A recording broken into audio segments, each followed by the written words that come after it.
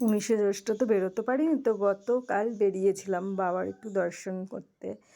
তো এই যে লোকনাথ বাবার দর্শন করো তোমরাও। তো এখানে ওই লোকনাথ বাবার পুজো উপলক্ষে একটু মেলা মতো হয়েছিল, তো বৃষ্টির জন্য সব কিছুই বন্ধ হয়ে গেছে। এখানে এই যে প্যান্ডেলটা দেখছো, এখানে বাচ্চাদের নাটক, আবৃত্তি, নাচ গান এসব প্রোগ্রামের জন্য ব্যবস্থা করেছে। সেটা হয়েছে, পরে হয়েছে, কিন্তু দেখো কেউ নেই, কারণ প্রচুর বৃষ্টি হয়েছে, ঝড় হয়েছে, এর জন্য। তো আমরাও একটু গিয়েছিলাম ঠাকুর দর্শন করতে। আমরা একটু ঘোরাও হবে, ঠাকুর দর্শন করাও হবে, তোমাদেরকেও দেখানো হবে।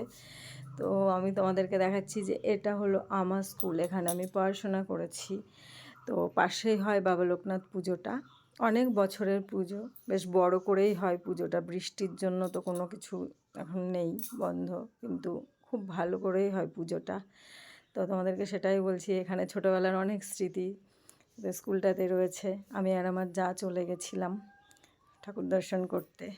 তো সেখান থেকেই ভাবছি, এখানে যখন দোকান টোকান বন্ধ, যাবো আর একটু কিছু খাবো না, তো আমাদের ওখান থেকে আবার বেরিয়ে পড়লাম রঙ্গমঞ্চ। ওটা পাশাপাশি, সব কিছুই কাছাকাছি, স্কুলগুলো, পুজোটা। তো এখানে একটু ফুচকা খাবো বলেই গেছি, যে চলো বেরোলাম, তো কিছু সব দোকানপাট বন্ধ, কিছু তো না খেয়ে যাওয়া যায় না।